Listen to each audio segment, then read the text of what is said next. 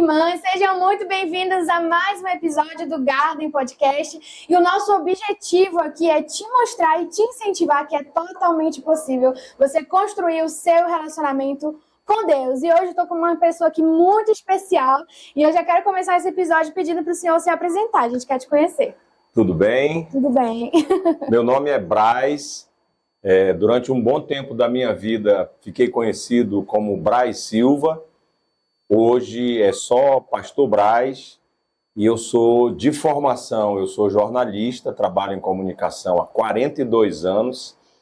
Eu tenho 58 anos de idade. Há 7 anos disse sim para o chamado de Deus para ser pastor. E sou pastor que cuida daqueles que estão estronchados. Você conhece essa palavra? Eu vou usar alguns termos assim bem técnicos, científicos, né? Aquele que está ali jogado, que ninguém quer saber, mas nem a mãe dele. Então a gente vai lá e acolhe moradores de rua, que nós não chamamos de mendigos, são irmãos sofredores de rua, e dependentes químicos em geral, como eu, que um dia fui viciado em maconha, um dia fui alcoólatra, fui prostituto, e que Deus, quando me resgatou, me salvou, ele disse assim: eu quero que tu também ajudes a salvar pessoas que ainda estão na situação que tu estavas. Então, resumidamente, esse sou eu. Glória a Deus pela sua vida. E eu já queria começar pedindo para o senhor falar um pouco do seu contexto familiar, né? A gente sabe que existem pessoas que tiveram o privilégio, que eu chamo de privilégio, de nascer em um lar cristão, mas isso não aconteceu com todo mundo. Eu queria saber a sua história um pouco, né? Desde a sua infância. Bem, eu sou aqui de um interior, aqui perto, né? No Médio Solimões. Hoje pertence ao Iranduba, lá chama Caldeirão, mas é bem melhor do que o do Hulk. E não se engasgou aqui, ela vai rir muito hoje. E eu nasci em 66, eu tenho 58 anos de idade, fiquei lá até 7 anos. Quando vim para Manaus, estava começando o bairro da Alvorada. E aí o meu pai vendeu tudo que tinha lá e botou uma taberna aqui em Manaus, na Alvorada. Só que ele começou a vender fiado, pensando que as pessoas eram como lá no interior, e aí ele faliu em 6 meses. Então a minha vida começou, a minha esposa ri, porque eu falo isso muitas vezes para incentivar as nossas filhas, aos 7 anos de idade, vendendo picolé, porque o papai, quando faliu, adoeceu com uma depressão, que a gente não sabia o que era depressão, e ele ficou morrendo no fundo de uma rede, e aí Deus me impulsionou para ir vender picolé. Quando meu pai viu que eu estava trabalhando, vendendo picolé, voltando para casa com uma cambada de jaraqui, com 1 quilo de farinha, aquilo animou ele, ele se levantou e foi buscar trabalho. Não nasci num lar cristão, vim ter primeiro contato com Jesus aos 12 anos, ainda católico, e tenho o maior respeito pelos católicos, né? E aí, como católico, eu mergulhei fundo e fui ser seminarista. Eu queria ser missionário na África. Uau. Hoje a África está aqui, cercando a gente, né? Não precisei ir para a África. Sim. Então, estudei, com 17 anos fui para um seminário católico, fui estudar filosofia, teologia, mas não consegui ser padre. Não era esse o plano de Deus na minha vida, mas passei pela formação, passei pelo seminário, e aí depois aconteceram outras coisas, mas o começo foi mais ou menos assim. Ah, legal. E o senhor falou que com 7 anos o senhor começou a trabalhar, né, literalmente. E o senhor tinha outros irmãos? Como é que era? Só 8. Nós somos o senhor é mais o mais velho, Ah, sim. Nós somos de uma família de 9 irmãos, 8 com a mesma mãe, uma outra que, além de ser minha irmã, virou minha filha, né? Apareceu depois. Sim. E uma família assim muito batalhadora. Todos nós começamos a trabalhar muito cedo. Eu comecei, como falei, com 7 anos. Naquele tempo não era proibido, né? E eu sou contra esse negócio de proibir. Eu acho que essas leis aí atrapalham muito. Inclusive agora tem umas leis aí que não ajudam em nada, né? Uma justiça falida, como essa nossa aqui. E aí, naquele tempo, o menor podia trabalhar. E eu não morri. Trabalhei, vendi picolé, vendi bolo, fui peixeiro, fui isso, fui aquilo. Hoje não. Hoje o menino tem que ficar até não sei quantos anos, não pode trabalhar, não sei o que lá. E é por isso que está cheio de malandro aí que não quer trabalhar e quer ser sustentado pela mãe, pela família, até 40 anos. Então, foi difícil. A minha infância foi difícil, mas eu fui criança, eu brinquei. Tem gente que não brinca, né? Eu acho que é legal a criança brincar, mas saber que vai ter que ter responsabilidade, não receber tudo de mãos beijadas, porque tem gente que pensa, eu vou dar logo um celular para o meu filho, tem que ser um iPhone, o melhor tênis do mundo. Aí ele cresce e não dá valor às coisas, não sabe quanto custa. Sim. É muito legal, né, o senhor ter crescido, apesar de não ter crescido num lar evangélico cristão, né, ter crescido numa família com valores. Uhum. Até porque hoje em dia a gente sabe que é muito raro isso, né, infelizmente. Glória a Deus por isso. E eu queria que o senhor falasse um pouco pra gente como foi o seu processo de conversão, já que o senhor não nasceu, né, num lar cristão, como foi que Jesus encontrou o senhor? Pois é, não foi fácil não, porque eu me perdi. Depois que eu saí do seminário, saí muito revoltado por alguns problemas que aconteceram lá, eu me tornei ateu. Eu fui ateu por 20 anos. Nossa. Eu fui ateu de 84 até 2004. Então, nesse período aí, eu fui militar politicamente, eu fui estudar filosofia lá na UFAM, e aí comecei a experimentar algumas coisas, peguei muita corda errada, servi de trampolim para os outros.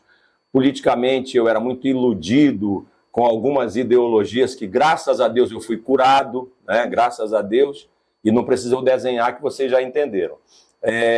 E aí, começaram a aparecer umas doenças, problemas, doenças físicas, doenças emocionais, e em 2004, eu perdi a voz. E aí procurei os especialistas, e um médico disse assim, te cuida porque você está com um pólipo nas pregas vocais e pela minha experiência eu acho que isso é câncer. Nossa. Esse diagnóstico não foi confirmado depois, mas aquilo me abalou profundamente. Com certeza. E aí eu parei com aquela leseira de querer ser ateu, né? Na hora eu deixei de ser abestado, porque eu estava me abestalhando, né? 20 anos da minha vida, aí eu me ajoelhei, pedi perdão ao Senhor e disse, Senhor, me cura. O Senhor me deu essa voz. Atualmente eu trabalho em comunicação já há 42 anos. Comecei aos 16 anos em 82. Mas estamos falando aqui de 2004. E aí eu fui curado realmente. Eu fui curado aos pés do Senhor. Ali começou a minha conversão. Só que eu, muito teimoso, muito autossuficiente, muito rebelde, muito arrogante, Deus mandava eu ir por aqui e eu queria ir por outro caminho, né? Faltou só eu ir para o ventre do peixe lá. Mas teimoso mesmo. E aí Deus me levantava e eu pecava, saía do caminho, caía. Aí aparecia uma outra doença. Apareceu uma situação na coluna, fiquei sem andar. Nossa. Aí recorri ao Senhor, Ele me salvava e depois eu titubeava, vacilava. Até que quando foi em 2013, olha só, começou em 2004. 9 anos depois, em 2013, eu endoidei. Normal eu nunca fui, né? E nem gosto de muita gente, de gente que é muito normal. Mas aí eu pirei, eu surtei, eu tive um surto psicótico, síndrome do pânico, quis me matar. Aí, efetivamente, foi a minha conversão. Isso em 2013. Foi um processo, né? Porque eu penso assim, né? Que Deus, ele começa a nos atrair, né? Tem sempre esse momento que Deus começa a nos atrair. Eu lembro que quando eu era criancinha, né? Eu fui pra uma igreja... Assim, não faz muito tempo, não, né? Eu tinha uns 6 anos, eu acho. Aí uma pessoa me levou, né, pra igreja, assim, eu cheguei aí algumas vezes e eu sei que ali naquele momento Deus, ele já estava lançando uma semente, ele já estava me chamando, mas até, foi eu acho que uns 10 anos ou mais, até eu conseguir realmente me render aos pés do Senhor. E talvez você que esteja assistindo a gente esteja nessa fase. Deus está te chamando, Deus está te atraindo, e aí você tá falando assim, pra que eu vou pra Deus, né? Eu não preciso de Deus agora, tá tudo bem na minha vida. E não precisa estar tudo caindo aos pedaços para você se render aos pés do Senhor. Você pode vir pra Ele se tá tudo bem. Você pode vir pra Ele se tá tudo ruim também, sabe? Se Ele tá te chamando, não resista a essa voz, não resista a esse amor. Eu penso assim hoje, né, cara, quanto tempo eu perdi até me render realmente ao Senhor.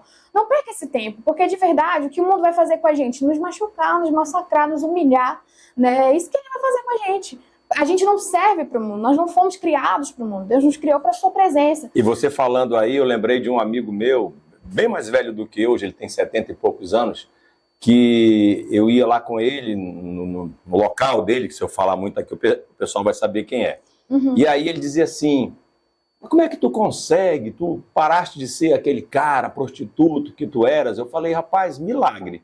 Porque eu tinha uma mulher em cada esquina, eu era um cara depravado, mas Deus me curou e hoje eu vivo só, sexualmente, só para minha mulher, só com a minha mulher. E ele disse assim, lembro que ele falou assim, eu ainda tenho muita lenha para queimar. Eu só vou parar de ser prostituto, ele falou, quando eu não tiver mais nada. Aí eu, meu Deus, tenha misericórdia dele. Beleza. 2 anos depois eu estava lá com ele, ele triste, né? Triste. Ele disse, poxa, Braz, ora por mim. Eu tô com câncer de próstata. Aí eu falei, oba, beleza. Tá aí, né? Falou leseira, palavras têm poder, agora eu vou começar a cuidar dele. Levei lá pro carro, oramos, lá dei meu testemunho pesado em relação a isso, peguei a palavra, versículos bíblicos, impus as mãos, orei e tal, o cabo chorou. Eu que consegui a cirurgia dele, graças a Deus, lá no SECOM, com o Dr. Gerson. E aí começou o processo de conversão, o processo de cura dele que está rolando ainda. Então talvez você, tomara que não, mas você pensa assim, eu só vou para Deus quando eu já tiver aproveitado bastante a vida. Eu sou jovem, eu tenho muita lenha para queimar, né? E tem muita gente que quebra a cara dizendo isso. Às vezes não dá tempo. Não dá tempo. Quantas pessoas morrem totalmente despreparadas, sem Jesus, e aí estavam curtindo a vida, estavam queimando a lenha, né? Mas depois vão queimar em outro lugar. Mas é verdade, é verdade. A gente tem que aproveitar, né? A gente precisa buscar a Deus enquanto se pode achar, né? Glória a Deus por isso. E continuando o seu processo de conversão, né? O senhor disse que o senhor foi ali encontrado por Deus, né? Naquele momento que o senhor teve um surto psicótico lá em 2013. E como que foi isso, né? Alguém pregou para o senhor? Não. Nesse momento não, já vinham pregando antes. Nós temos um compadre, né? Como eu fui católico durante muito tempo, então a gente batizava os filhos, tinha compadre, aquela tradição que eu respeito. Sim. E esse compadre, ele é católico e sempre foi uma referência para mim. Então ele sabia que eu vivia na gandaia, que eu fazia besteira, traía minha esposa, que eu era um devasso, mas ele não desistiu de mim. O nome dele é Dejaci. E aí, às vezes, assim, ele era usado por Deus de uma maneira que eu estava todo estronchado, quebrado e tal. Quando eu chegava em casa, às vezes, com catinga de pecado, vindo de um hotel, não sei de onde e tal, estava lá o Dejaci com aquele ar de santidade, me esperando, me abraçando, falando de Deus. E às vezes eu chorava, ele dizia, eu sei o que você está passando, eu já passei por tudo isso. Tudo que está acontecendo com você já aconteceu comigo. E aí hoje eu faço isso com outras pessoas. Porque o que Deus joga nos meus peitos, o que Deus coloca na minha vida, pessoas que estão passando por situações que eu passei, porque em cada ferida que o Senhor cura, Ele te dá um ministério. Por que eu cuido hoje, graças a Deus, eu, minha esposa, de dependentes químicos, de alcoólatras? Porque eu passei por isso. Por que eu cuido de morador de rua? Porque eu passei pela rua também. Houve um tempo que eu fiquei jogado completamente. Então, quando eu estava com o surto lá, houve sim. O médico que me atendeu, cristão, ele, quando percebeu que eu estava no surto psicótico, dia 17 de abril de 2013, 12 horas, ele colocou a mão em mim assim, ele tomou meu telefone, ele pediu meu relógio, ele pediu para a enfermeira trazer um ansiolítico, mas só a presença dele já começou a me acalmar. Aí ele falou assim, eu conheço o senhor é amigo do meu pai, ele era bem novo. Ele disse assim, o senhor já ouviu falar em surto psicótico? Eu falei, já. Aí ele disse, pois é, o senhor tá num surto. Eu falei, que surto nada, isso é coisa para frouxo, isso é coisa para fracote. Eu ali, né, e tal. Aí ele disse, não, se acalme. Aí ficou por ali, aí o remédio começou a fazer efeito. E aquele homem foi Deus, foi Jesus, foi um anjo, foi a presença do Espírito Santo na minha vida. É o que nós precisamos ser. Nós precisamos ser a presença de Deus na vida daqueles que Deus coloca para nós. É isso. Com certeza, é isso mesmo, glória a Deus. E depois que o senhor passou por esse surto, o senhor saiu daquele lugar e o senhor decidiu assim já mudar de vida ou não? Foi mais um processo, como foi? Esse médico disse assim para mim, eu nem lembro qual era a especialidade dele, mas não era psicólogo nem psiquiatra. Ele disse assim, o senhor tem um local para descansar? Eu nem lembrava que eu tinha um sítio que estava abandonado há 3 anos, que é esse aqui, ó, Sítio Esperança. E aí eu disse, eu tenho, tá abandonado, meu pai é que está cuidando lá. Ele disse, vá para lá. Olha, Deus usou aquele médico para dizer que lá seria um lugar de cura, que lá seria o lugar da bênção, que lá seria o Éden da cura, que é o Sítio Esperança, desde quando aconteceu isso comigo. Eu fui a primeira pessoa a ser curada lá. Uau. Passei 2 semanas lá, cuidado pelo meu pai, pela minha mãe, que já partiu, já voltou para os braços do Senhor. E nessas 2 semanas aconteceu um reboliço na minha vida, uma revolução mesmo. Eu ali no meio da mata, no meio do nada, aquele sítio abandonado. Mas ali eu senti a presença de Deus e ali eu fiz uma releitura daquele ambiente que antes era um local de prostituição, era um local de cachaça, de droga, de orgia. E aí eu disse, rapaz, se eu fui curado aqui, se eu estou num processo de cura aqui, eu vou começar a trazer outras pessoas para cá. Porque quem é hiperativo, como você é, como eu sou, não precisa de 1 ano ali, não, tem coisa que acontece, no estalo, né? Eu acho legal quem é fleumático, quem é tranquilo, quem é e tal, bacana, mas comigo não funciona assim, né? Comigo não funciona. Aí eu senti, é aqui. Aí voltei para Manaus, para uma rádio aqui perto do estúdio, Rádio Vox. Nessa rádio começou o ministério, nessa rádio a cura foi acontecendo todo dia. E aí eu, voltando do surto, voltando das 2 semanas lá na cura, eu tô lá, chega uma senhora católica, daqui da paróquia. Aí chegou lá e disse assim, olha, eu vim aqui com o senhor para a gente ir rezar numa mulher que está doente ali. Eu falei, mas eu tô sem condições. Ela disse, não, Deus quer que seja o senhor. Eu disse, vixe Maria, já vou começar a trabalhar, né? Nem tinha acabado o resguardo, né? Aí, vamos lá. Ela só fez me jogar lá na casa e foi embora. E quando eu cheguei lá, uma senhora de 70 anos, dona Raimunda, daqui de pertinho, daqui de perto mesmo, ali do Hip Rap, bem daqui, dona Raimunda, estava lá, 70 anos de idade, cega de um olho por causa do diabetes, sem um seio, câncer de mama, coitada, também meio zuruó da cabeça, né? Mas eu já estava ali também, então deu tudo certo, né? E aí, quando a mulher não me conhecia, não sabia que eu era famoso, que eu era radialista, locutor, quando eu cheguei lá para rezar na mulher, para ajudar a curar a mulher, ela olhou e disse, o que você está precisando, meu filho? Venha para cá. A mulher cuidou de mim por 1 mês, fazendo chazinho, fazendo um bifezinho na chapa, né?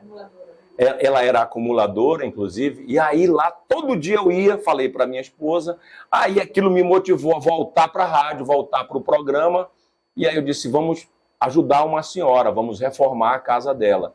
E aí começou a aparecer gente. Começou ali o ministério. E pessoas de todas as religiões e sem religiões, como é hoje o nosso trabalho. Não é um trabalho segmentado. E ali nasceu o ministério que hoje se chama Esperança Viva. Deus me deu esse nome.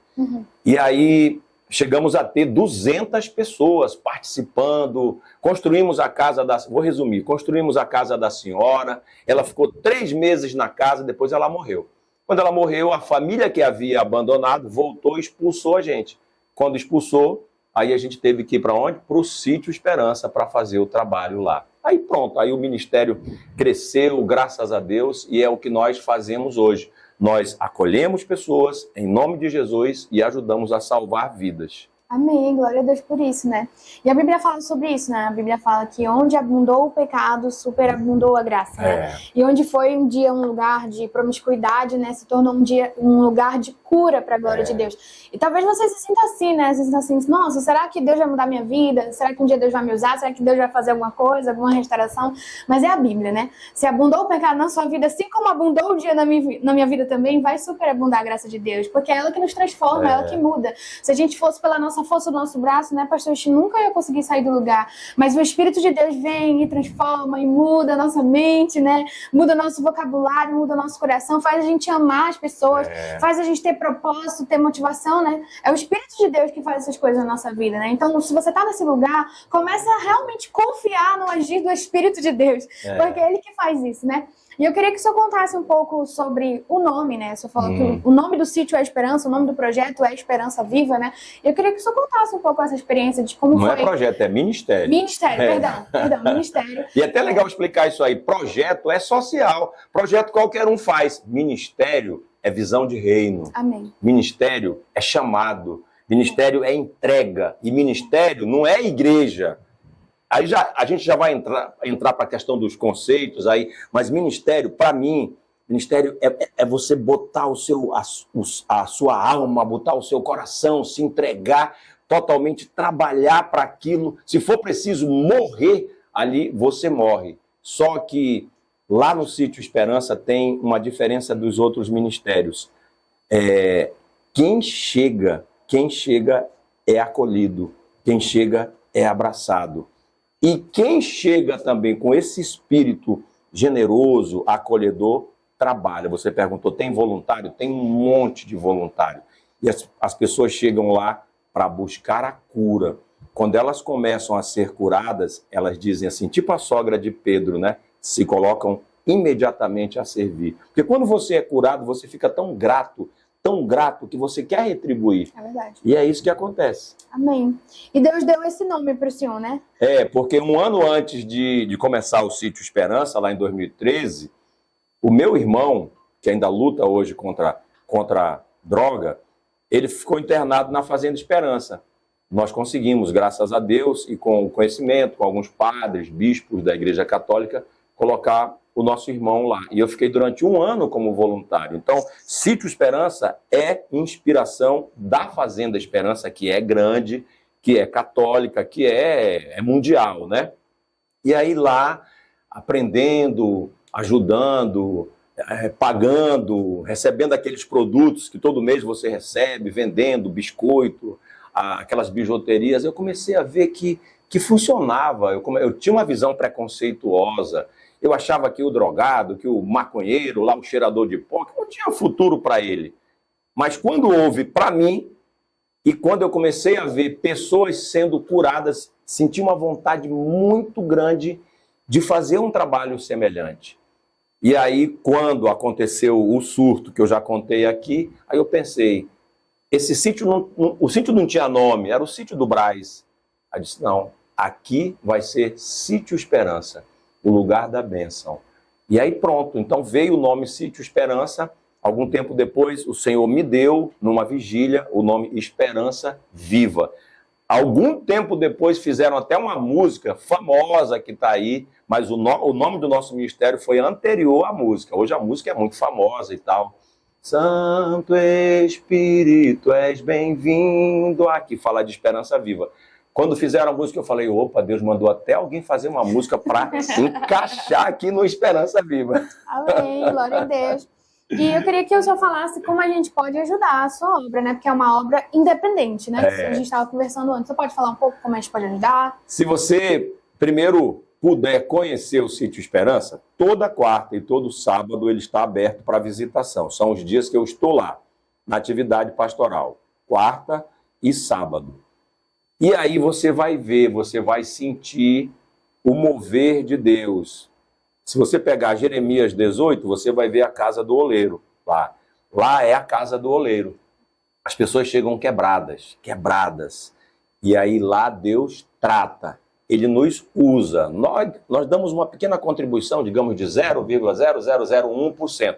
É o Espírito Santo. A base do trabalho é espiritual. Somos pentecostais, não por uma questão religiosa, mas porque vivemos Pentecostes todos os dias. Vivemos Atos 2. É o Espírito Santo que nos move. Nós, por nós mesmos, não conseguimos nada. Então aí, conheceu, se apaixonou, como vai acontecer com você também, eu estou profetizando em nome de Jesus. Aí você diz, eu quero ajudar. Meu Deus, existe um lugar assim, que não tem bandeira religiosa, que não tem denominação, que não está dentro da caixinha, que o cara, apesar de ser formado em teologia e está fazendo uma pós em psicologia, mas não é um boçal, não é um abestado, não, está no mesmo nível que todo mundo, eu quero ajudar. Aí você pode ajudar do jeito que o Espírito Santo colocar na sua cabeça. Eu vou ser voluntário, eu vou uma vez por mês, eu vou levar uma palavra, eu vou dar o meu testemunho. É uma forma. Não, eu estou vendo que esses homens comem, né? Porque o cara larga a droga, ele come que nem pinge brabo, ele come muito, né? Aí você vê o prato de pedreiro. A gente gasta lá um monte de frango por semana. Então eu vou dar um frango por mês. Pronto, já está ajudando. Não, eu estou sem igreja, por exemplo, eu quero congregar, eu quero participar, eu vou ser dizimista. Aí Deus é quem vai te dizer e o processo é comandado pelo Espírito Santo. Tem várias formas. Tem pessoas bem humildes, serventes, pessoas que trabalham na limpeza de empresas aí, que colaboram com R$20 por mês. Mas tem gente que não quer dar dinheiro, porque o que tem de pastor pilantra, enganando as pessoas, gente mercenária que usa o nome de Deus em vão, aí o cabra está vacinado, não quer dar dinheiro. Ele vai dar um frango, ele dá pão, ele vê roupa que ele não está usando mais, ele doa, porque nós fazemos o trabalho diário também lá na Ponta Negra. Todo dia, isso já há 4 anos, de domingo a domingo, 6 horas da manhã, tem um ministério que já foi chamado Filhos da Praia, mas a gente recebeu uma orientação para mudar, então o nome hoje é Café com Cristo. Tem algumas pessoas da sua igreja que já foram lá, já estão participando. O Jesus lá, né, o neto, o Jesus do Amazonas já está com a gente lá de vez em quando. Aí, lá a gente precisa de pão, precisa de manteiga, de leite, açúcar, café, mas você tem que ir ver, você tem que sentir para ver que o negócio presta, que é de Deus, que não é convencional, é espiritual e é algo sobrenatural. Amém, glória a Deus por isso. Já vai acabar? Não, calma. Se você quiser contribuir, eu vou deixar aqui no final, aqui, você clica aqui no link aqui embaixo, vai ter o telefone para contato direitinho, se você quiser contribuir financeiramente ou de qualquer outra forma, tá bom? E eu queria que o senhor falasse um pouco pra gente sobre esse chamado pastoral, né? Porque eu nasci num lar que não era cristão, né? Então eu não sabia nem o que era chamar, não sabia nem de onde eu tinha vindo, não sabia o que Deus queria pra mim. E ao longo da minha jornada, Deus foi me chamando, né? Pra essa vida aqui que eu tô hoje, que é na área da comunicação. Mas eu queria que o senhor falasse como foi esse seu chamado pastoral, porque a gente olha pra vida pastoral como se fosse, sei lá, uma coisa assim, só o que você tá vendo, a pessoa pregar. E na verdade, ser pastor é cuidar de pessoas, né? Então eu queria que o senhor falasse um pouco sobre isso. Para ilustrar isso, quando Jesus estava conversando com Pedro, ele disse, apacenta as minhas ovelhas. As ovelhas que nós cuidamos não são nossas, elas são de Jesus. Nós apenas estamos ali cuidando. Então eu sempre gostei de cuidar. O meu primeiro acolhimento, eu tinha 14 anos de idade, estava saindo da escola técnica onde eu estudei, e aí eu vi um pessoal espancando um morador de rua. Eu era muito mais magro do que eu sou, que já não sou gordo, eu tinha 14 anos de idade, era realmente um espeto, um palito, e me meti no meio lá, levei umas bordoadas, mas eu protegi aquele rapaz, ele olhava para mim, ele não entendia nada, e depois eu quase carreguei ele, nós andamos da Ponte de Ferro, da 7 de setembro, até a Betânia, onde eu morei lá por 30 anos, e quando eu cheguei lá, a porta já ficava aberta, me esperando, eu levei ele lá para o fundo do quintal, onde tinha um tanque, e eu dei sabonete e tal, falei que ele podia tomar banho. A roupa dele estava suja, ele jogou fora, eu peguei um calção meu, peguei uma cueca, uma blusa, tudo limpo e dei para ele. Ele já foi ficando diferente, é o que acontece lá no sítio. E aí a mamãe havia guardado para mim um prato com feijão, com rabo de jaraqui frito, ali eu dividi. Aí peguei um colchãozinho, botei lá, peguei um lençol limpo, coloquei, armei minha redinha lá e fiquei em vigília acompanhando ele lá. Peguei 5 cruzeiros, porque nós estamos falando aqui do ano de 80, 81, e botei debaixo do travesseiro e adormeci. Quando eu acordei, ele havia ido embora. Ali ele foi Jesus para mim. E eu fui Jesus para ele. Toda vez que eu conto isso, eu me emociono, porque eu diria que ali eu senti o que é fazer um trabalho de acolhimento. Depois daquilo, por várias vezes eu encontrava pessoas na rua e levava para casa. As pessoas não entendiam, né? Minha mulher às vezes não entendia, depois ela veio fazer comigo.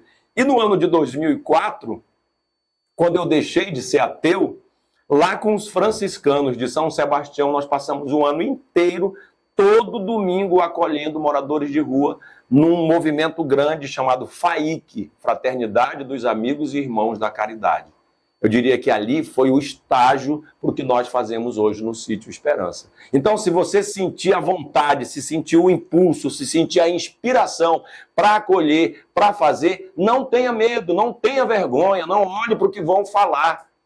Se você viu alguém que você pode dar um prato de comida, dar uma palavra, claro, ore antes para você não ir sozinho. O demônio está aí, tem muitos demônios por aí, mas você indo com um coração generoso, indo movido pelo Espírito Santo, com a vontade de servir, o milagre vai acontecer. Amém. Às vezes a gente espera demais, né, pastor, para ajudar as pessoas, para fazer a nossa parte, né, porque isso é ser igreja, né, no meu pensamento.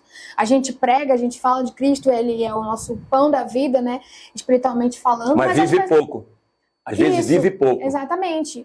E a gente precisa também entender que nós temos essa responsabilidade, né? Essa responsabilidade é da igreja, de acolher, de trazer, de amar. Porque isso é amar na prática. Quando a gente olha para a jornada de Jesus, era o que ele fazia. Ele tinha compaixão, tinha um coração compassivo, que se movia de amor pelas pessoas. Então, se Jesus visse alguém precisando de cura, ele não ia ficar lá e vou esperar aqui 5 minutos para ver se Deus quer que eu cure essa.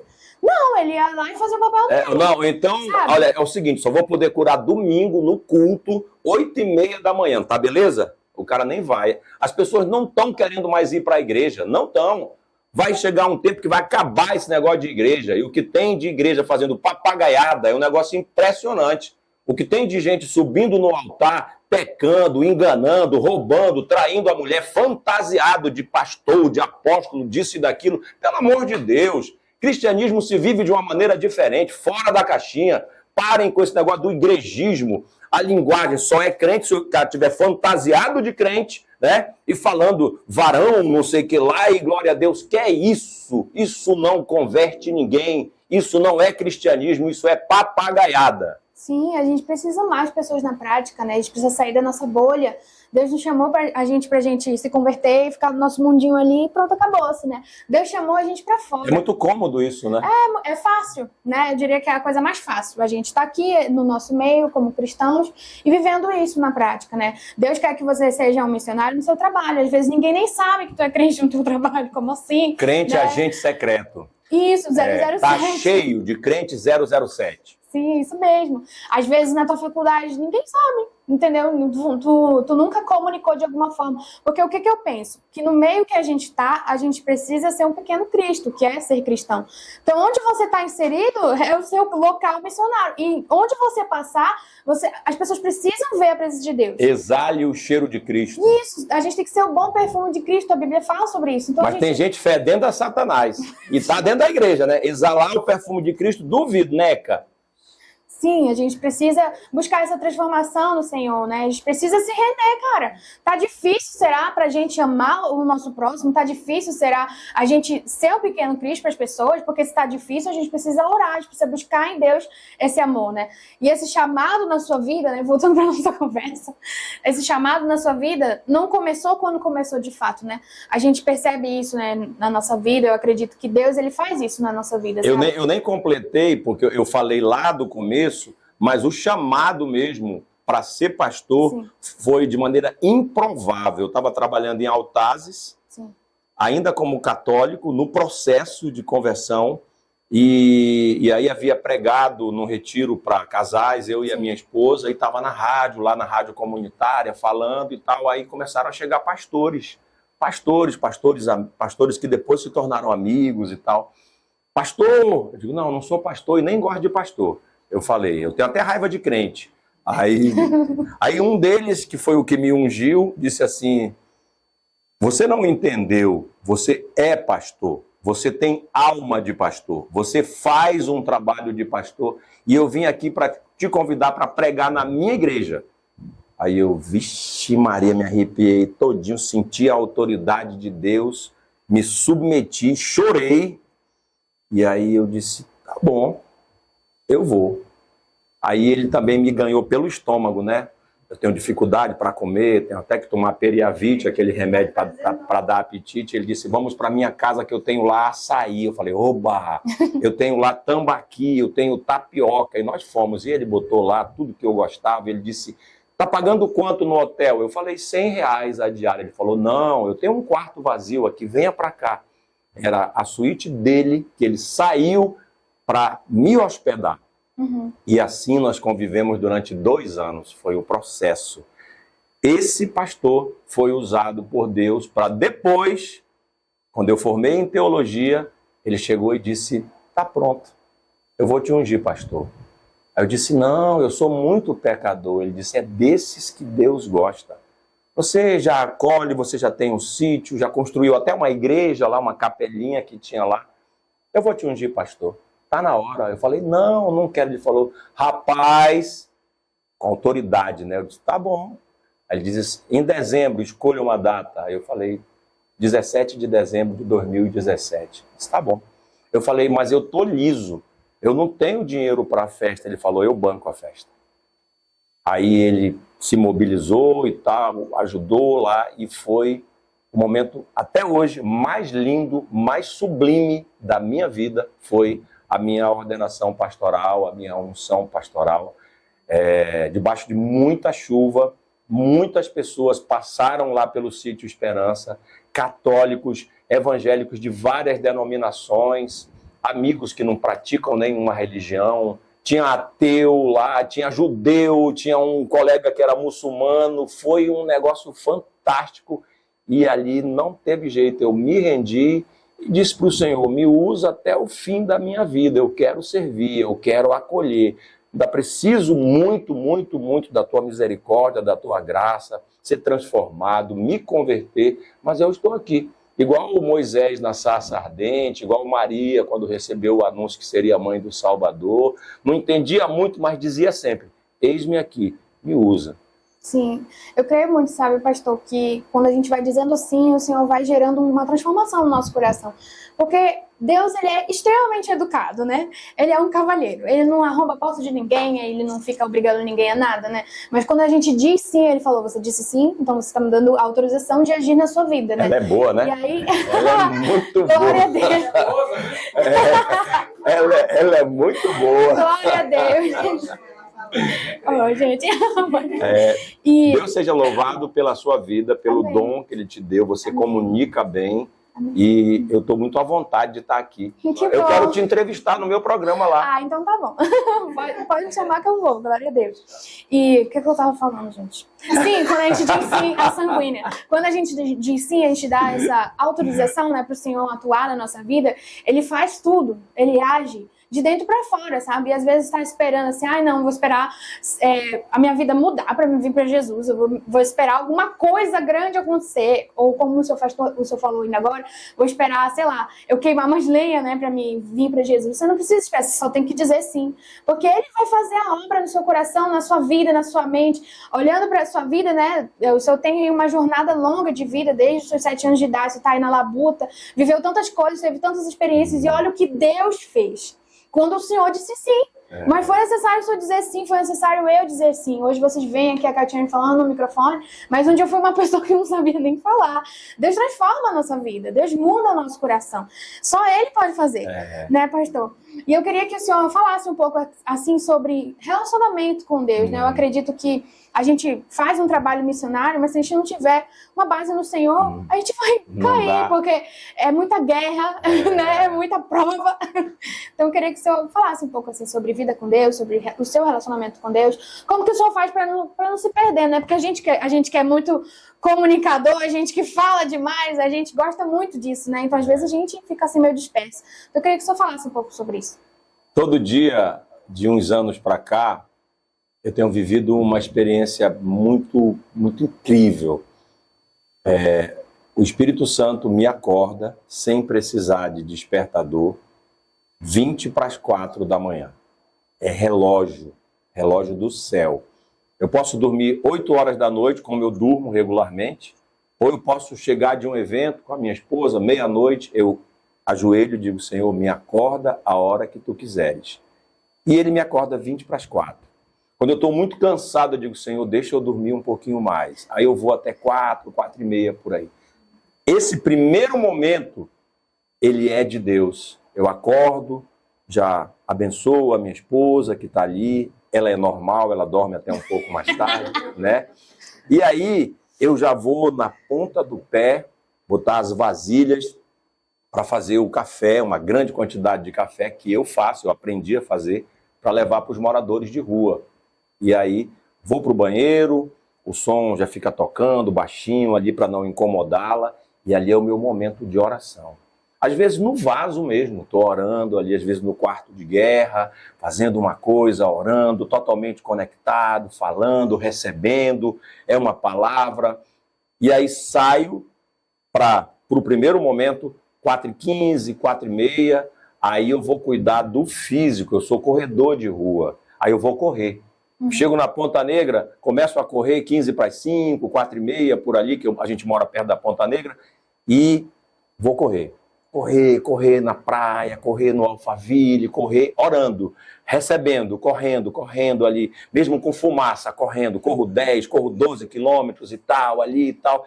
Quando eu volto, os moradores de rua já estão esperando no local de sempre.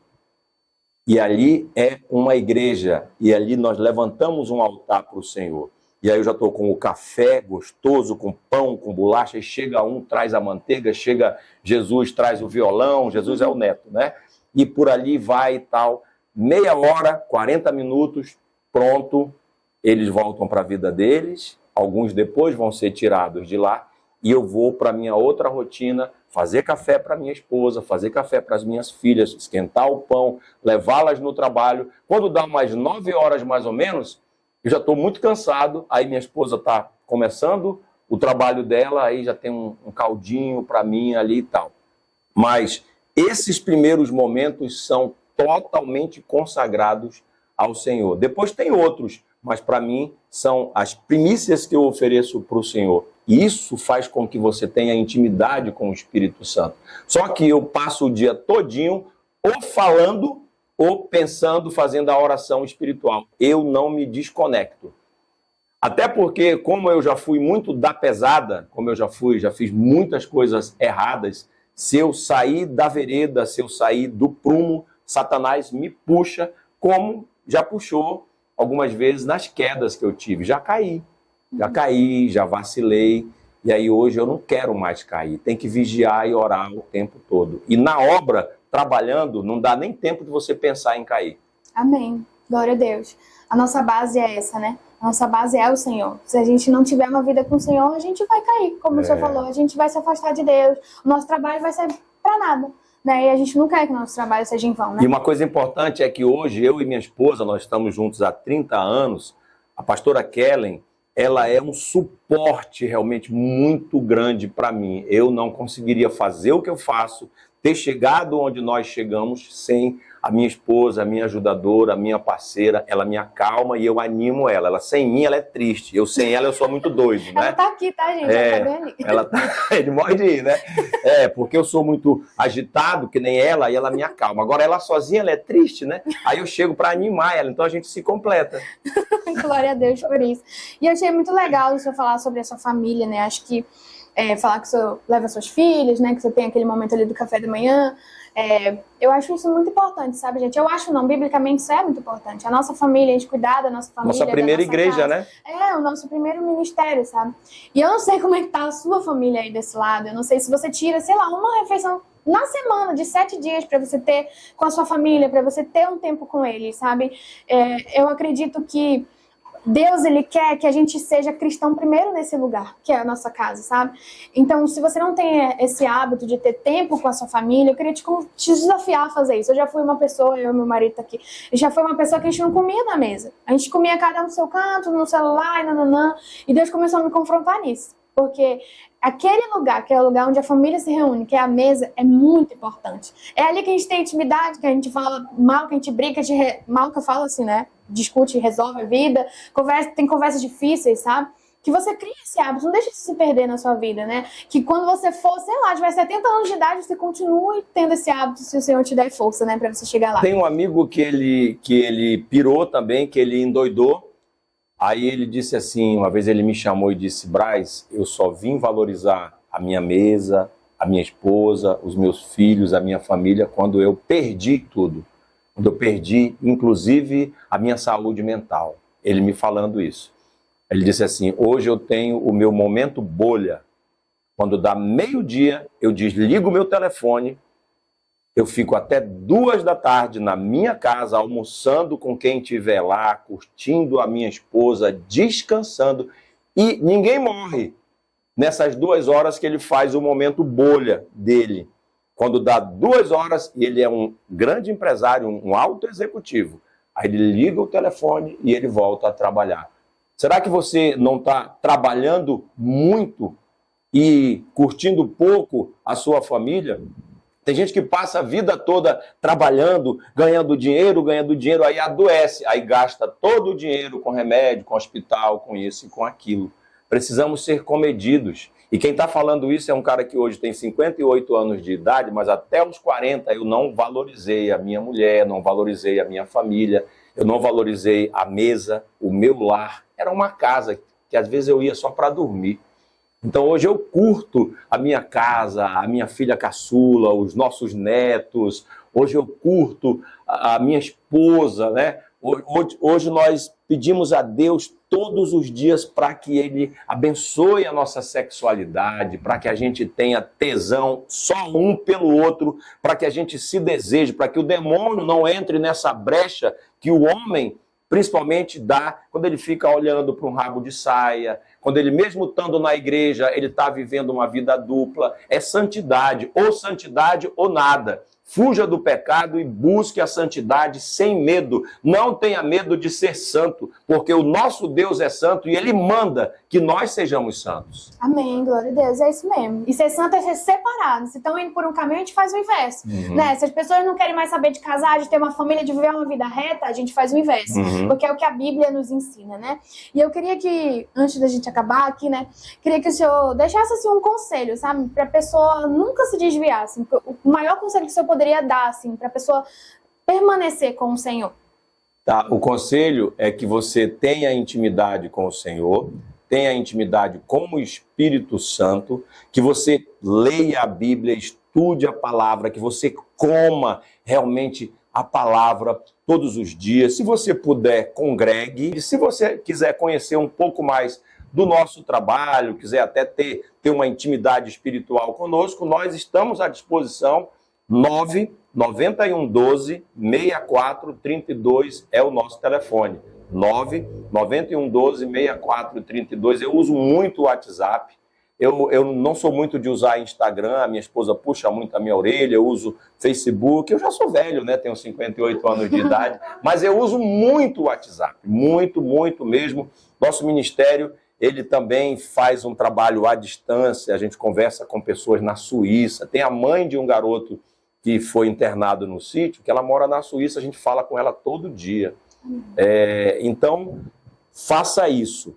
Outra coisa, diga para a pessoa com quem você convive: eu te amo, muito obrigado, por favor, fique à vontade, seja mais gentil e peça a Deus que seja o centro da sua vida. Peça a Jesus que domine totalmente a sua vida. Peça autocontrole, peça domínio próprio, peça os dons do Espírito e queira ser diferente numa sociedade que está corrompida, sabe? A sociedade está podre, o inimigo está dominando tudo, Satanás, o príncipe das trevas é quem está dominando tudo, inclusive a política, esse cenário está podre aí, mas faça diferença, como a Catiane acabou de falar. Viva fora da caixinha, não seja convencional e não queira se amoldar ao mundo, seja diferente, seja feliz fazendo pessoas felizes com Cristo. Amém, glória a Deus pela sua vida, muito obrigada. E eu queria pedir para você que está assistindo esse episódio aqui, curtir, se inscrever, comentar aqui o que você achou, né? E não esquecer de dar uma olhada aqui na descrição, que a gente vai deixar as nossas redes sociais e os nossos contatos. Que Deus abençoe a sua vida e que esse episódio possa ter te inspirado de verdade a começar a sua jornada com Jesus.